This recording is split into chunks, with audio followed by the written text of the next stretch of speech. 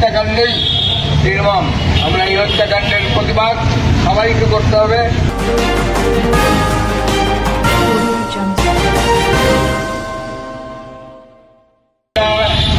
যেগুলো হত্যাকাণ্ডই নির্মম, আমরা এই হত্যাকাণ্ডের প্রতিবাদ সবাইকে করতে হবে। যারা আজকে দেশের নাগরিক সবাই যারা এই প্রতিবাদের মুখর সম্মেলন এই আবেদন হচ্ছে। আরেকটি ঘটনা, এই হত্যাকাণ্ডকে নিয়ে একটি চক্র মিডিয়া ট্রায়াল শুরু করেছে, নির্মম মিথ্যাচার। সেই মিথ্যাচারের সাথে বাংলাদেশের আগামী দিনের জনপ্রিয় যে রাজনৈতিক দল আগামী নির্বাচনে ক্ষমতা আসার সম্ভাবনা রয়েছে তাদের বিরুদ্ধে মিথ্যা বিভ্রান্তিকর তথ্য অলরেডি ছড়ানো হয়েছে।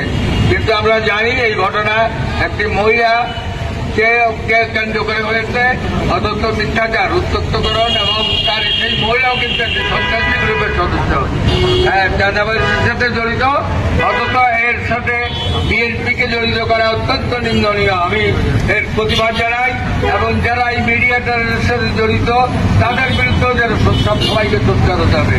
কারণ মিথ্যাচারের মাধ্যমে কোন রাজনীতি প্রতিষ্ঠিত করা যায় না এবং সংবাদপত্রের সাংবাদিকের দায়িত্ব হচ্ছে মিথ্যাচারের বিরুদ্ধে রুখে দাঁড়ানো। আমরা এই দুই হত্যার প্রতিবাদের সাথে সাথে যারা এই মিথ্যা ট্রায়ালের সাথে জড়িত তাদেরও বিচারের দাবি জানিয়েছি। আপনাদের সবাইকে